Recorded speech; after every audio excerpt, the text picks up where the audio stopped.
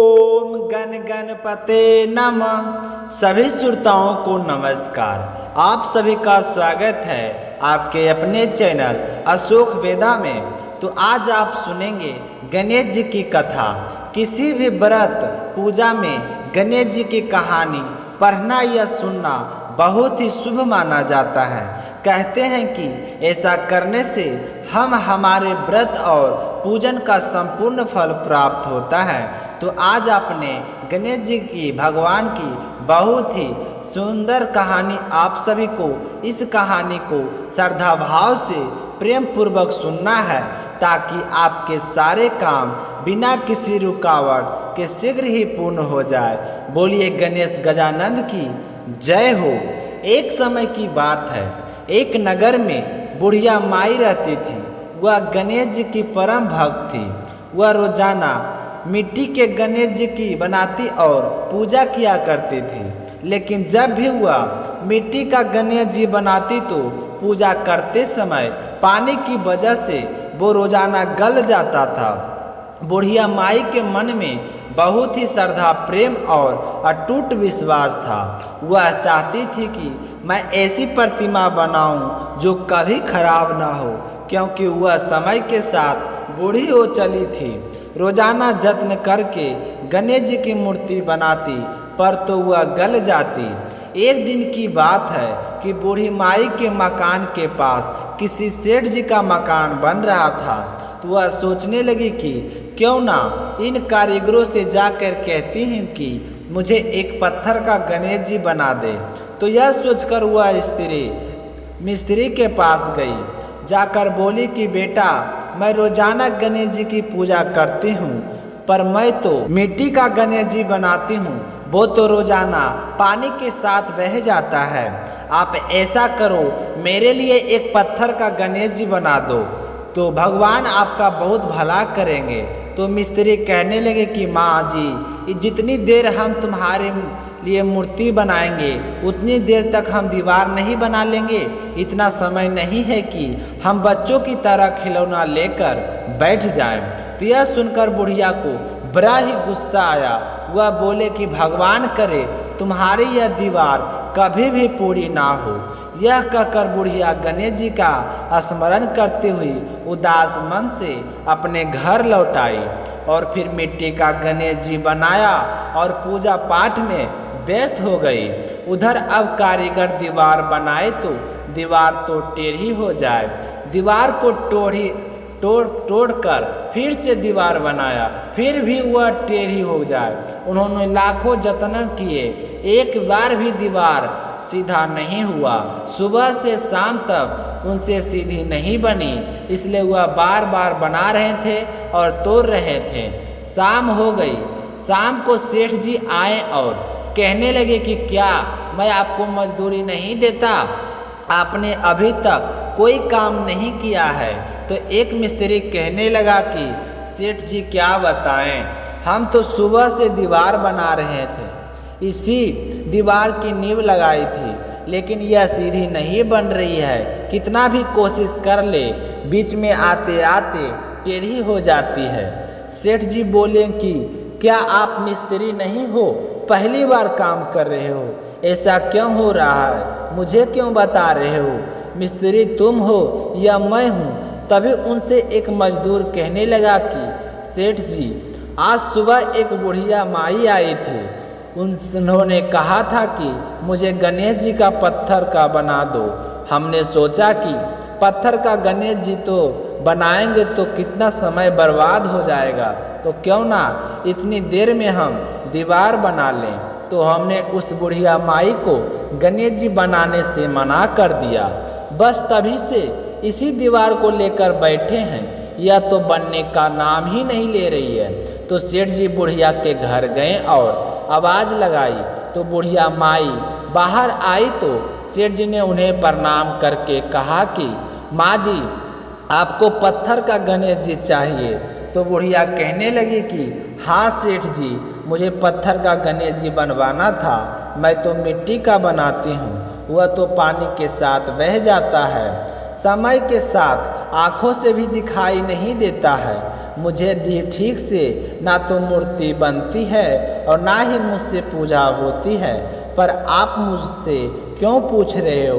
तो सेठ जी कहने लगा कि माँ जी, आपके पड़ोस में जो मकान बन रहा है वह मेरा ही मकान है। आप मुझसे बोल देते पत्थर का क्यों, मैं तो सोने का गणेश जी बनवा दूंगा, क्योंकि आप मेरे मां समान हैं। भक्ति करना बहुत अच्छी बात है। इतनी उम्र होने के बाद भी आप अपना गणेश जी में मन लगाई रखती है, तो देखकर मुझे बहुत ही अच्छा लगा, पर आपको एक बात मेरी भी माननी होगी। तो बुढ़िया माई कहने लगी कि कहो, क्या बात मानना है? तो सेठ जी कहने लगे कि माँ जी, आज सुबह से मेरे मकान का दीवार सीधी नहीं बन रही है। लाखों यत्न करने के बाद भी वह टेढ़ी हो जाती है। आप आशीर्वाद दो तो ही वह दीवार सही बन सकती है। तो बुढ़िया ने सेठ जी को आशीर्वाद देते हुए कहा कि जाओ बेटा, हमेशा खुश रहो, तुम्हारे सारे कार्य सफल हो। तो सेठ जी आ गए और दूसरे दिन जैसे ही मिस्त्री और मजदूर वहां आए तो जो दीवार रात को टेढ़ी थी वह अपने आप सीधी हो गई। तभी सेठ जी वहां पर आ गए तो मजदूर कहने लगा कि सेठ जी देखो, चमत्कार हो गया है। यह देखो, रात को जो दीवार टेढ़ी थी उसको छोड़कर चले गए थे हम, वह तो अपने आप सीधी हो गई है। तो सेठ जी कहने लगे कि यह सब गणेश जी का चमत्कार है। आपने गणेश जी का अपमान करके अच्छा नहीं किया। आज के बाद से आप सभी गणेश जी को याद करके ही अपना काम शुरू करें। तो सारे लोग कहने लगे कि सेठ जी जैसी आपकी आज्ञा। और मिस्त्री और मजदूर अपने अपने कामों पर लग गए। सेठ जी सोने की मूर्ति लेकर बुढ़िया माई के पास आई और उन्हें प्रणाम करके चरण स्पर्श किए और कहा कि माँ जी, यह लो आपके सोने का गणेश जी। यह कहते हुए सेठ जी ने गणेश जी की मूर्ति बुढ़िया माई के हाथों में दे दी, जिसे देखकर वह बुढ़िया बहुत ही प्रसन्न हुई और सेठ जी को बहुत आशीर्वाद देने लगी। बूढ़ी माई का आशीर्वाद पाकर सेठ जी से बहुत ही खुश हुआ और फिर गणेश जी भगवान का पूजन करने लगा। सेठ जी की पूजा में इतनी श्रद्धा भक्ति हो गई, जब तक वह गणेश जी की पूजा नहीं करता, उन्हें भोग नहीं लगाता, तब तक वह कोई अन्य काम नहीं करता और ना ही भोजन करता। यह बात सेठानी को बिल्कुल भी अच्छी नहीं लगती थी। एक दिन उसे यह देखकर बहुत ही गुस्सा आ गया। वह सोचने लगी कि जब तक गणेश जी की पूजा नहीं होती है तो कोई काम पूर्ण नहीं होता है, पर गणेश जी की पूजा मुझे बिल्कुल भी अच्छी नहीं लगती। कभी पत्थरों में भी भगवान होते हैं जो इस तरह बावले होकर रोजाना पूजा पाठ में लगे रहते हैं। मुझे कुछ ना कुछ करना होगा। तो यह सोचती हुई सेठानी एक दिन मूर्ति को छुपाकर बगीचे में ले गई और गड्ढा खोदकर गाड़ दिया।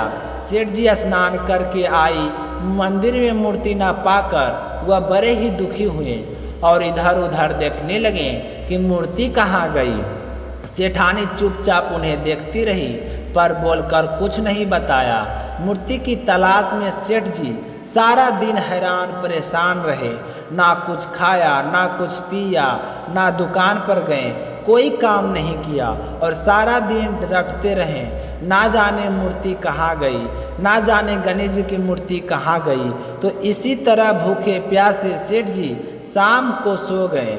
और तो इतनी श्रद्धा भक्ति देखकर गणेश जी बहुत ही प्रसन्न हुए और सेठ जी की नींद में एक सपना देखा, जिसके अंदर एक चूहा जा रहा था। उसके मुंह में एक लड्डू दबाए था। वह लड्डू को लेकर बगीचे में जाता है और एक जगह गड्ढा खोदकर उसमें लड्डू गिरा देता है। तभी सेठ जी के अचानक से नींद खुल गई, तो वह तुरंत उठकर बगीचे में गए और उस जगह को खोद कर देखा तो वहाँ पर गणेश जी की मूर्ति दबाई हुई पड़ी हुई थी। तो यह देखकर सेठ जी बहुत ही प्रसन्न हुए और कहने लगे कि गणेश जी मिल गए, गणेश जी मिल गए। और जल्दी से लाकर पहले स्नान करवाया और फिर गणेश जी को मंदिर में बैठवा कर पूजा पाठ करने लगे। घंटी की आवाज़ सुनकर सेठानी को नींद टूट गई। उसने आकर देखा कि सेठ जी पूजा कर रही है और जो मूर्ति उसने बगीचे में दबाई थी वह सेठ जी के सामने है। यह देखकर वह तो हैरान हो गई। जैसे ही सेठ जी ने पूजा समाप्त की और खड़े होकर बाहर आई तो सेठानी ने उसके पैरों पकड़ ली और कहने लगे कि स्वामी मुझसे गलती हो गई। इस मूर्ति को मैंने ही ले जाकर बगीचे में दबाया था, पर आपको कैसे पता चला कि यह मूर्ति बगीचे में है? तो सेठ जी ने अपने सारी सपने वाली बात सेठानी को बताई। तो यह चमत्कार सुनकर सेठानी के मन में भी श्रद्धा भक्ति जाग गई और उसी दिन से सेठानी और सेठ के साथ मिलकर गणेश जी की पूजा करने लगे। बोलिए गणेश जी महाराज की जय हो। तो गणेश जी की कहानी सुनकर आपको कैसा लगा कमेंट करके ज़रूर बताइएगा और हर व्रत कथा के साथ इस कथा को ज़रूर सुनना ताकि आपके सारे कार्य बिना किसी रुकावट के पूरे हो। बोलिए गणेश जी महाराज की जय हो।